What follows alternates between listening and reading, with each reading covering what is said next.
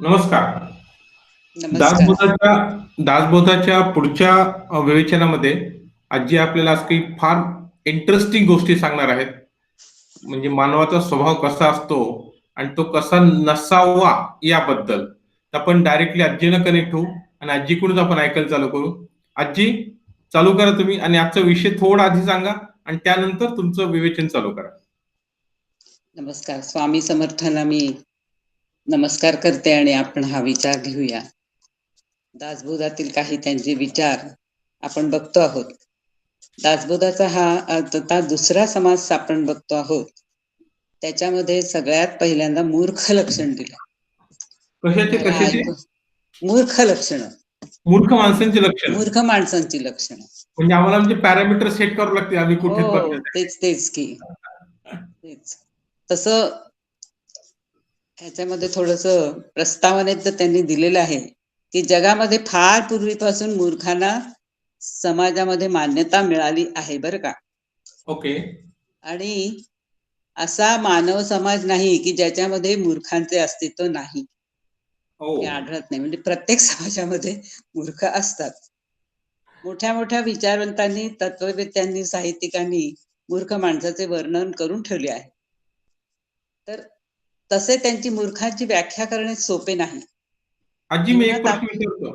हा बोला. मूर्ख म्हणजे वाया गेलेला माणूस म्हणायचा का म्हणजे बुद्धीनं कमी असलेला? नाही, तेच आहे, आता आपल्याला तेच बघायचंय. ओके, तर ओके. तर समर्थांच्या मते काय आहे की जो अत्यंत मूर्ख स्वार्थी असल्याने कसा, तर जो आपलं सर्वस्वी आपलं जीवन प्रपंच आहे, चाललेलं आहे, तेच सर्वस्वी आहे, ही त्याच्यामध्ये असं जो मानतो माणूस तो अज्ञानी आहे. आणि असा अज्ञानी माणूस मूर्ख होय, असं त्यांचं आहे.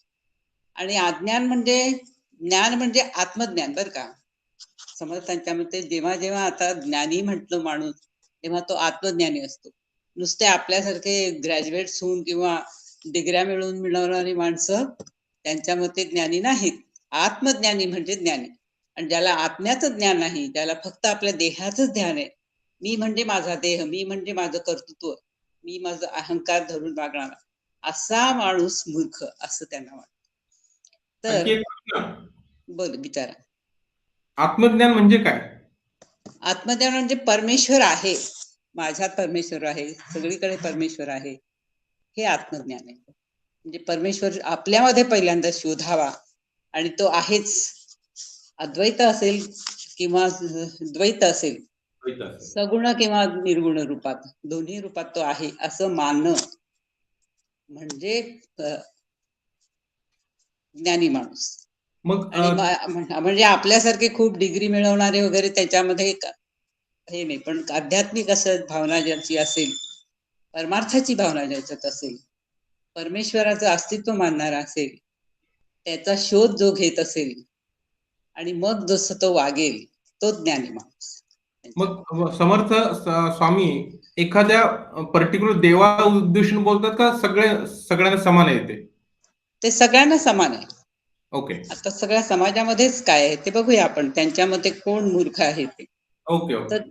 हा तर आता हा देहच मी आहे असे घट्ट कल्पनेमुळे देहगुणासाठी, देहसुखासाठी जो सारखा हापापलेला असतो, अत्यंत विकारवश असल्याने मन द्वेष मत्सराने भरून राहते, यात नवल नाही. पण भोग भोगताना विकारांच्या पायी तो मनाची किंवा जनाची लाज मर्यादा बाळगीत नाही.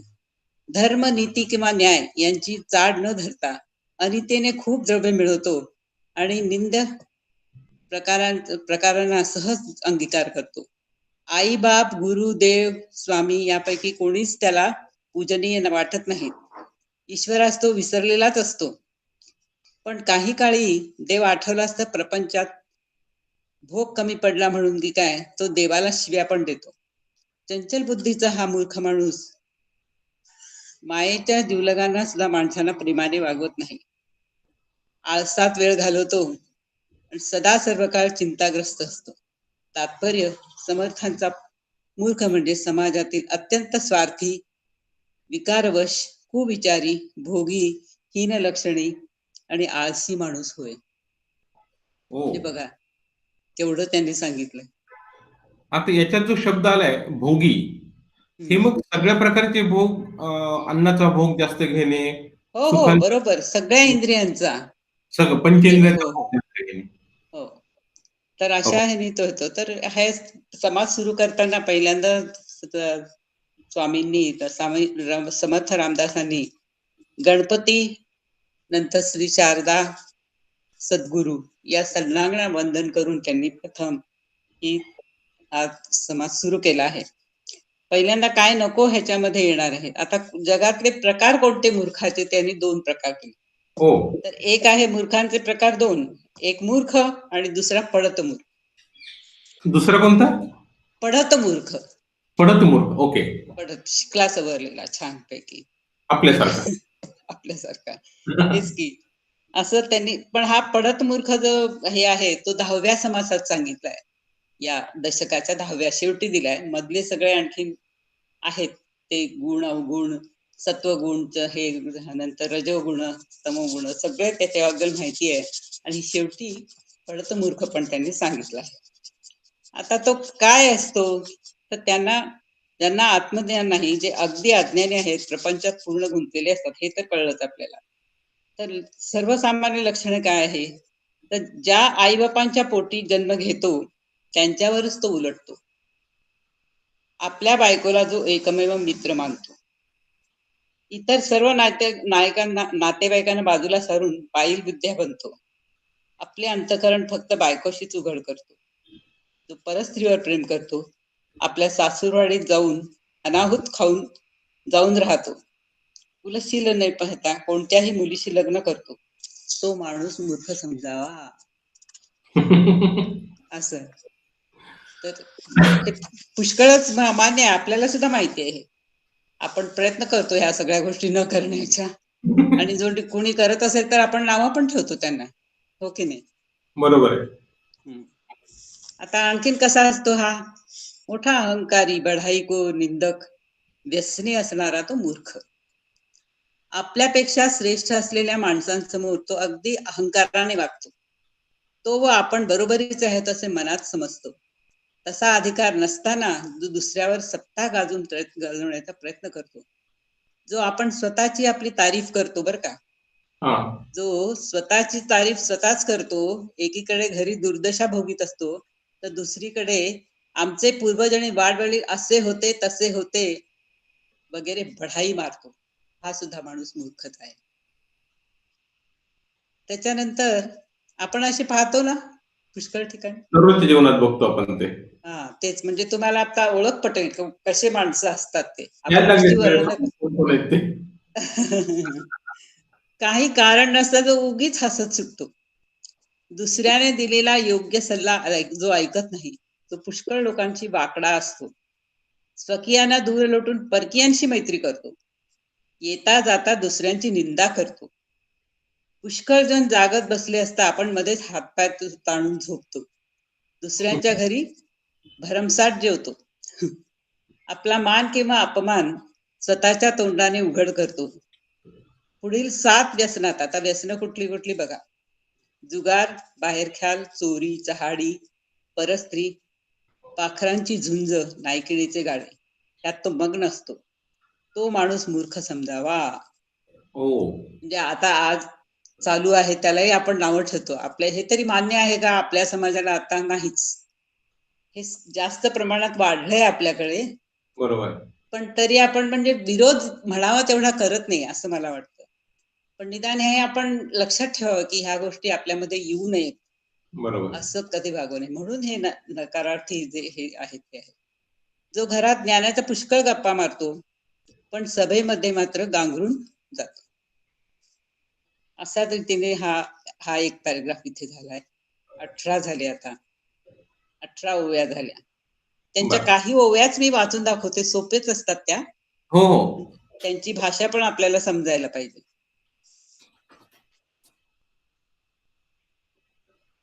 स्वतःचा पेक्षा श्रेष्ठ तो फार, हा ते नको, आता थोडं जरा दुसरं पाहते.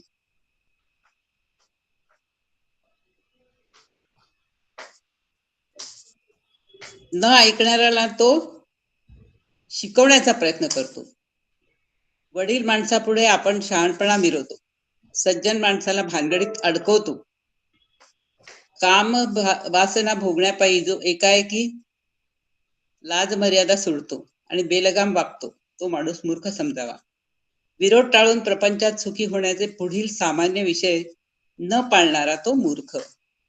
तो कसा? तो बघा, रोग असून औषध घेत नाही, मुळीच पथ्य करीत नाही, जीवनात जे आपल्या वाट्यास येईल ते आवडून घेत नाही, जो सोबती वाचून परदेशी जातो, ओळखी वाचून सोबती जोडतो, महापुरात उडी घालतो, जेथे मान मिळतो तेथेच अकारण वारंवार जातो, मिळालेला मान सांभाळू शकत नाही, योग्य गोष्टीचा अभिमान धरीत नाही, आपल्या पदाचा नोकर श्रीमंत झाला तर त्याचाच गुलाम बनतो, सदा सर्व काळ अस्थिर चित्त असतो. नंतर कारणाचा नीट भोग न घेणे, शोध न घेणे, न घेऊन उगीच अपराध नसून सुद्धा त्यांना शिक्षा करतो, थोडक्या खर्चासाठी कंजूसपणा करतो, देवांची वडील माणसाची पर्वा करत नाही, अशक्त असला तरी वाचाळ असतो आणि धर्मंध न पाळता तो अश्लील शब्द सर्रास वापरतो.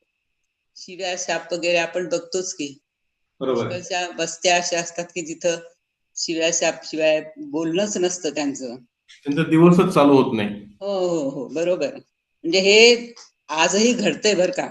हो, आजही आपल्या ह्याच्यामध्ये लोक आहेत, आज जरी जास्त माणूस प्रमाणात घडतंय. इतका सवरलेला आहे, संस्कृती पुष्कळ पुढे गेली आहे, तरी सुद्धा ते जास्त होत. पुस्तकी ज्ञान पुढे गेलेलं आहे. हो, तेच की. आध्यात्मिक तर ज्ञान गेलेलंच नाहीये. तेच की, जो घरातील माणसांवर दातोट खातो पण बाहेर मात्र दीनपणाने नरमाईने मागतो, असा जो अज्ञानी व वेडा असतो तो माणूस मूर्ख समजावा. असे हो, आपण खूप आहे, मी तरी पाहिलेत, खूप जण पुष्कळ आहेत. पाहिले. म्हणजे हे सर्वच आपल्याला मान्यच करावं होतं की समाज अजूनही म्हणावा तसा बदलला नाहीये, म्हणजे काही फरक आहे आता त्यांच्या प्रयत्न. त्यांच्या शब्द सांगायचं समाज मूर्खच आहे अजून. खरंच आहे. हम्म. कामवासनेबाबत ढिला, कृतघ्न, वाचाळ, दुष्टबुद्धी असणारा, डरपोक, निर्लज्ज, वृथाभिमानी, दुष्टकर्मे करणारा, मलिन राहणारा तो मूर्ख. अतिशय अस्वच्छ राहतो, हलक्या माणसाच्या संगतीत राहतो, दुसऱ्यांच्या बायकोचं एकांत करतो, रस्त्याने खात खात जातो. आपण तर कोणावर उपकार करत नाही, पण दुसऱ्याने उपकार केला तर त्याची फेड तो अपकाराने करतो. हे पण पाहिलेत आपण. हो, करतो थोडे पण बोलतो फार. तापट, आळशी, खादाड, दुर्वर्तनी, कपटी आणि धारिष्ट शून्य असतो. विद्या, वैभव, धन, पराक्रम, सामर्थ्य, मान यापैकी काही देखील जवळ नसून तो उगाचच अभिमान करतो. असे खूप हो. लोक असतात. हे सुद्धा पाहिले तर का नसतं काही त्यांच्याकडे, पण भयंकर त्यांना अभिमान असतो स्वतःचा. जे उंच नंतर उद्धट, खोटा, लबाड, दुराचारी, वाकड्या बुद्धीचा आणि बेशरम असून बेसुमार झोप घेतो. नंतर ज्याचे दात, डोळे, नाक, हात, कान, कपडे, पाय नेहमी अस्वच्छ असतात, तो सुद्धा मूर्ख असतो. हो, हो, म्हणजे स्वच्छता पण हा एक भाग आहे माणसाचा. खूप महत्वाची आहे ती. हा, बरोबर.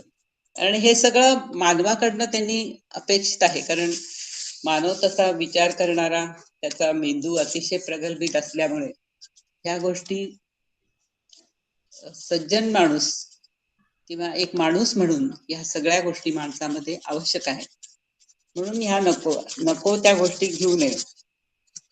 नंतर अपशकुनाने दुसऱ्यांचा घात करतो बरं का, तो माणूस मूर्ख समजावा. चंचल बुद्धीचा, स्वार्थी, पैशाला सर्वस्व जाणणारा, ईश्वराला विसरणारा, कामी, दुर्जन संगतीत राहणारा, निंद्य वस्तू आकारणारा, 24 तास विनोद करणारा, रागाने स्वतःचे नुकसान करून घेणारा, बाहेर कुणी जात असले तर काय काम आहे म्हणून त्याला विचारणारा, हा सुद्धा एक मूर्खच आहे. तर फार राग आला किंवा अपमान झाला तर तो दुर्बुद्धीने आत्महत्या सुद्धा करतो. बुद्धीने त्याचा तो अस्थिर असतो. अशा प्रकारे हा दिलेला आहे. जिवलग माणसांना अति दुःख देतो, त्यांच्याशी कधी गोड शब्दही बोलत नाही. नीच माणसापुढे मात्र अगदी नमून वागतो. जो स्वतःला नाना प्रकाराने सांभाळतो, कोणी आश्रयाला आला तर त्याला दूर लोटतो. संपत्ती टिकेल या भरोशावर राहतो. मुलगा, कुटुंब, बायको हाच आपला आधार समजून जो ईश्वराला विसरून जातो, जसे करावे तसे फळ पावावे हे त्याला कळत नाही. स्त्रियांना पुरुषांपेक्षा नाही, अशा अनेक स्त्रियांशी तो विवाह करतो. दुर्जन माणसाच्या नादाने तो मर्यादा सोडून वागतो. भर दिवसा डोळे झाकतो, म्हणजे ज्ञान आणि मुद्दाम अज्ञानपणाचा वागतो तो. अशा तऱ्हेने बरेच त्यांनी ते दिलेले आहेत. तुम्हाला काय वाटतं, आणखीन काय असू शकतील त्याच्यामध्ये? याच्यापेक्षा जास्त काय सांगणार आपण? कारण त्यांनी सगळा सारासार विचार करून काही एक शब्द काढलेले आहेत, हो हो लक्षण दिलेले आहेत. हो याच्यापेक्षा बाहेर असणं आता तरी वाटत नाही. आपण एक म्हणू शकतो, आजच्या हो हो काळामध्ये हो हो तेच की. टेक्नॉलॉजीला जास्त गुलाम झालाय, तो पण मूर्ख म्हणता येईल. हो, अति अति त्याच्यावर विश्वास ठेवून बसलेला आहे. हा, तेच की. अतिविश्वास झाला. पुन्हा म्हणजे मोबाईलचा गुलाम झाला. मोबाईलच त्याचा मित्र आहे, घरचे दुसरे कोणी नाहीच. येस. त्या जगातच वावरतो. हा एक मोठा दुर्गुण आता वाढत चाललेला आहे. आजच्या काळातला आपण तो म्हणू शकतो तसा मूर्ख. हो हो तेच की. म्हणजे तो त्या नादापायी इतका आता वेडावलाय की त्यांना दुसऱ्या माणसाचं अस्तित्व आपल्याला सोबत कोणी पाहिजे असं मला वाटतच नाही, म्हणजे त्यांना. त्यामुळे ही पण एक चिंताजनक गोष्ट आहे. टेक्नॉलॉजिकल मूर्खपणा हा. तेच की. म्हणजे माणूस आहे, त्याच्याशी संगत सोबत असावी, त्यांना मदत करावी ही भावना तर कुठेही काही नाही. रिस्पेक्ट देत नाहीत, मोठ्यांना विचारत नाहीत. बरेच असे हे आहे. म्हणजे आपण जेव्हा नवीन व्हर्जन लिहू दासबोधाचं, त्यावेळेस ह्या सगळ्या गोष्टी इन्क्लूड करायला पाहिजे. आणखीन ते वाढेलच आता. हो. काय करू नये.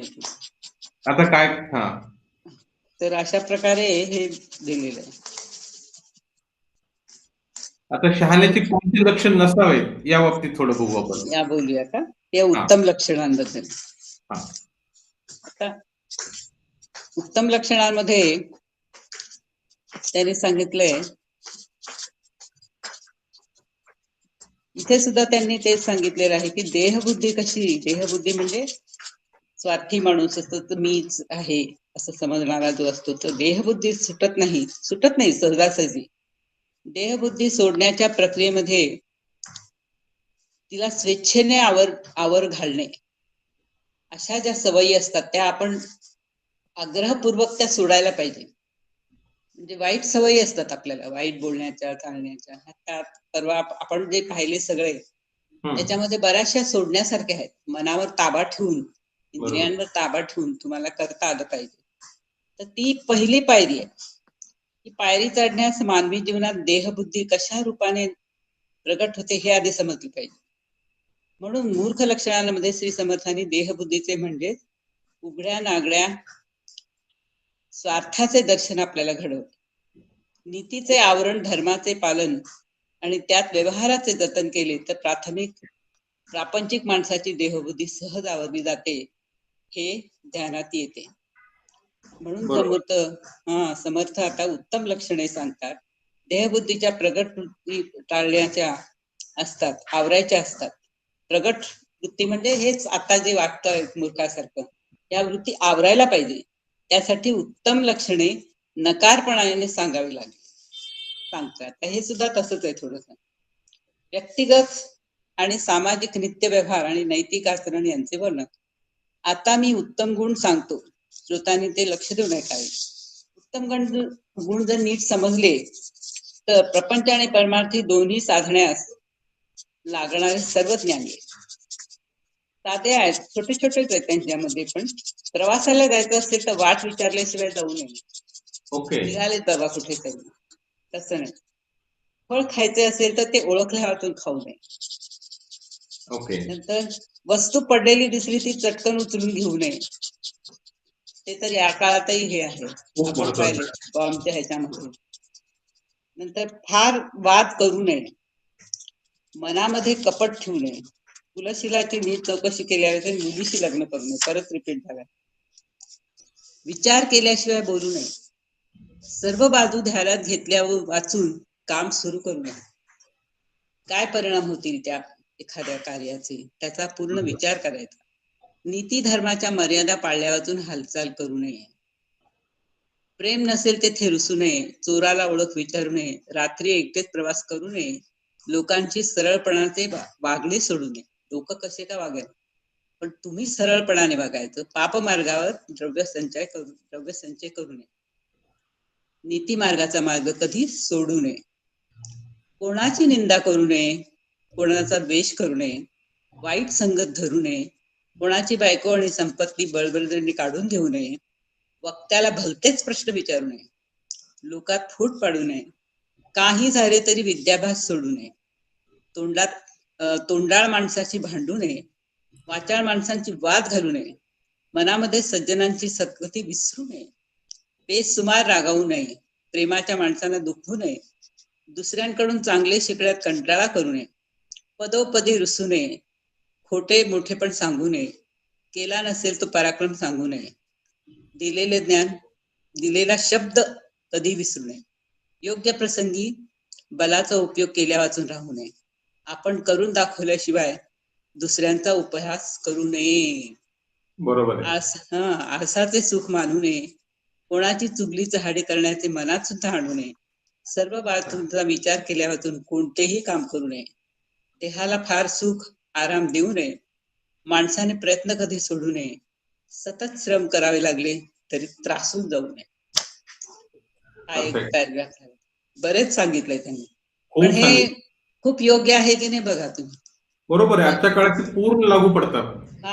हे गुण आपल्यामध्ये आता आहेत की नाही ते आपण बघावं थोडस. खरोखरीच आहेत का, आपण कुठे चुकतो बरोबर आहे.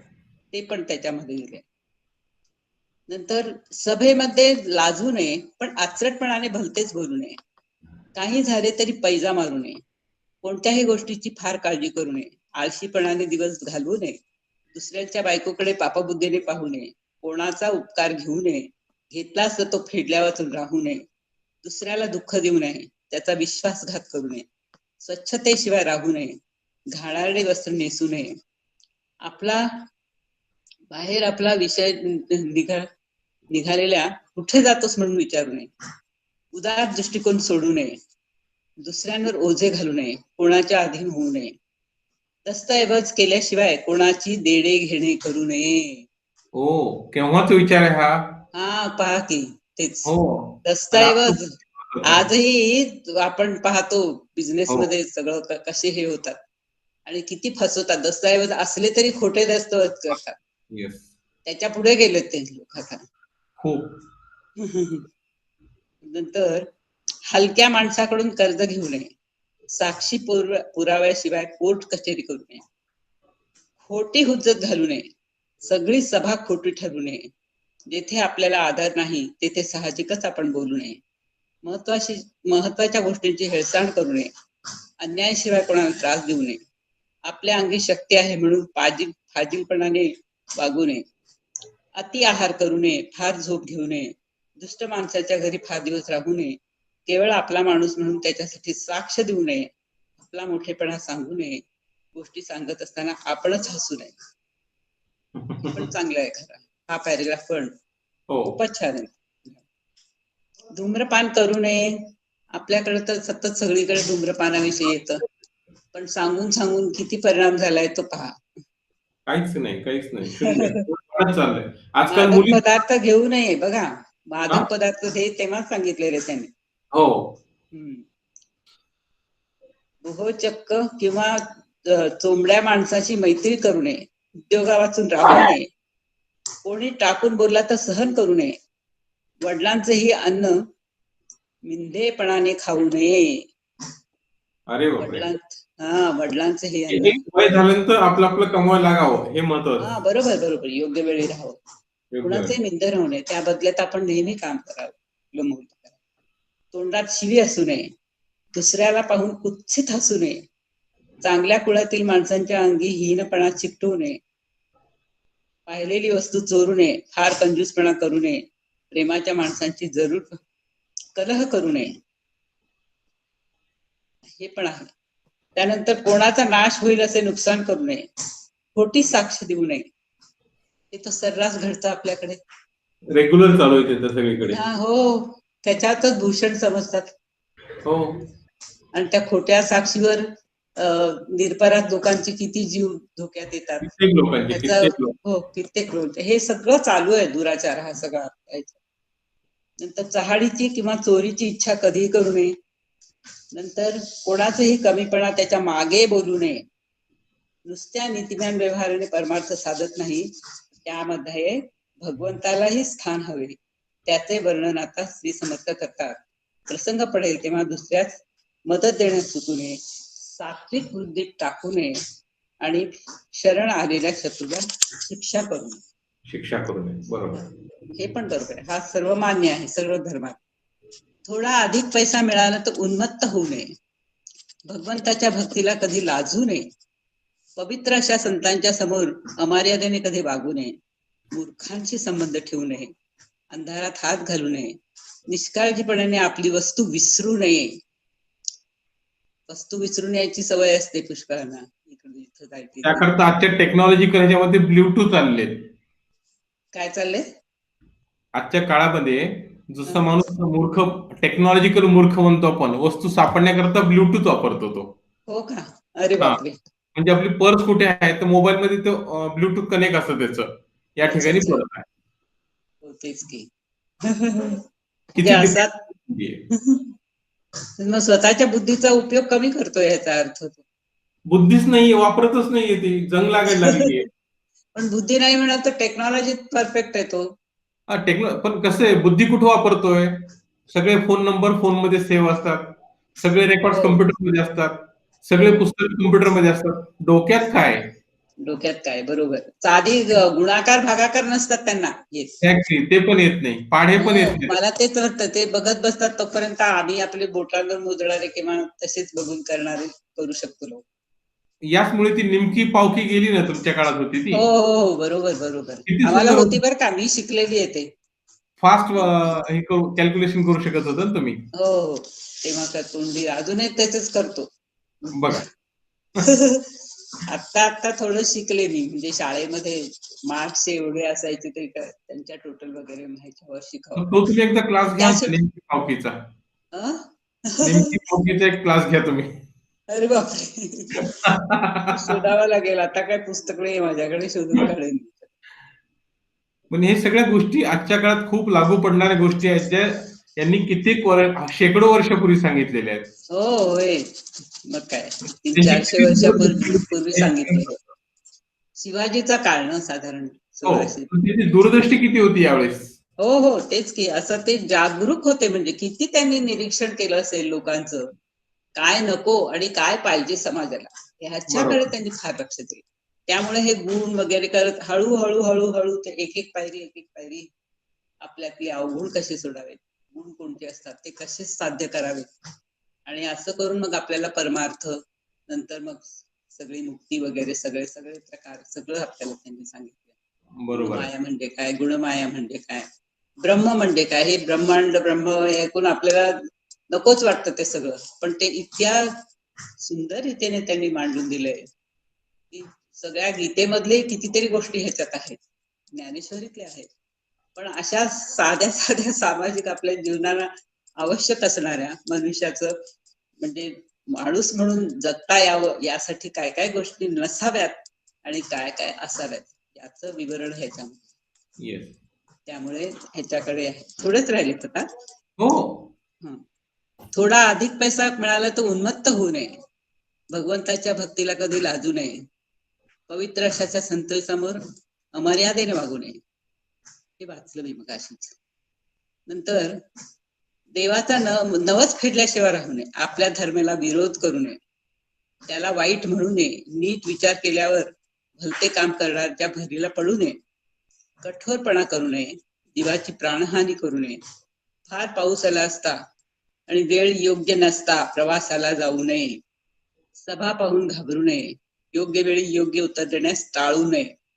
कोणी तोंडावर अपमान, निंदा, तुच्छपणा केली तरी आपल्याला भीरपणा गंभीरपणा घालू नये.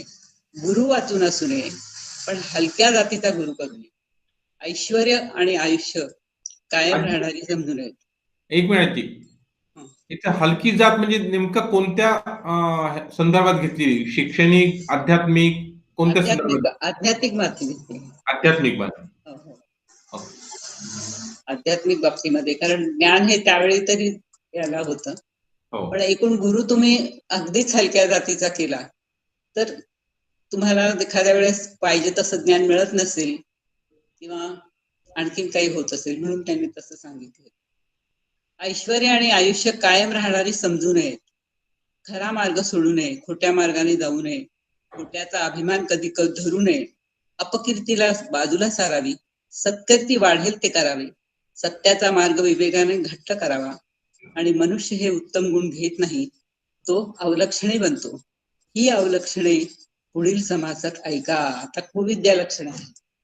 हो. द समासामध्ये त्यांनी समासाच्या शेवटी पुढच्या समासात काय आहे हे थोडस सांगतात आणि आपली उत्सुकता वाढवतात. म्हणजे तो विषय संपत नाही, असा प्रत्येक हळूहळू हळूहळू पुढच्या बरोबर. ह्याच्यामध्ये काय आहे ते सांगतात. आज आपण दोनच ह्याच्यावर आहेत ना, विचार करू आपण याच्यावर. हो, अजून करूया. त्यांचे काही प्रश्न असतील, आपल्या श्रोत्यांचे काही प्रश्न असतील त्यावर आपण उत्तर करू आणि हो, पुढचा समास आपण नंतर घेऊ. हो, बरोबर. हो. तेच त्यांच्या प्रश्न उत्तरासाठी आपण पाहिजे तर त्या दिवशी वेळ ठेवूया. हो, एक आपण स्पेशल वेळ ठेवू आपण. हो. ज्यांनी ज्यांनी ऐकलेले आहेत आ- त्यांना आपण रिक्वेस्ट ऐकून करू. ऐकून बरं वाटतंय का पहा म्हणावं. हो. आणि काही शंका कुशंका असतील तर सांगायला काही हरकत नाही. या आपल्या आजच्या टॉपिकवर काही शंका कुशंका असते, आपण त्यांना नक्की सांगू की आपण एक वेळ ठेवून आपण त्यावर डिस्कशन करू. हो, हो. चालेल. 15-20 मिनिटं, अर्धा तास काय हो, असेल. हो. सगळ्यांचा तुमचा वेळ घेऊन जसं शक्य आहे तसं आपण डिस्कशन सेशन ठेवू आपण. हो, हो, चालेल. चालेल. आजचं तुम्ही जे आम्हाला सेशन सांगितला, ह्या आम्हाला स्वतःला अनालिसिस करण्यासारखं आहे. आपण कुठे चुकतो आणि आपण हो, कोणत्या खड्ड्यात पडलेलो आहे. कॅटेगरीत आहोत. हो. आणि मला तर वाटतं कॅटेगरीत आहोत. मूर्खपणाच्या ह्याच्यात पुष्कळ वेळेला आपण असं करतो, लोकांच्या भांडणात पण दोघांच्या भांडणात पडतो. बरोबर आहे. हा, तर त्याची आपल्याला शिक्षा मिळतेच चुकीच्या गोष्टी केल्या. तर आपलं स्वतःला ओळखण्याकरता हे जे पॅरामीटर्स आहेत आज, ते आपण सेट करून घेऊ, कुठं आपण चुकतो आणि नंतर कसं इम्प्रूव्ह करायचं ते पुढच्या अध्यायात आपल्याला कळेलच. बरोबर, बरोबर. चालेल. तर चालेल. मग भेटू आपण पुढच्या वेळेस. थँक्यू. थँक्यू. जय जय रघुवीर जय जय रघुवीर. नमस्कार. नमस्कार.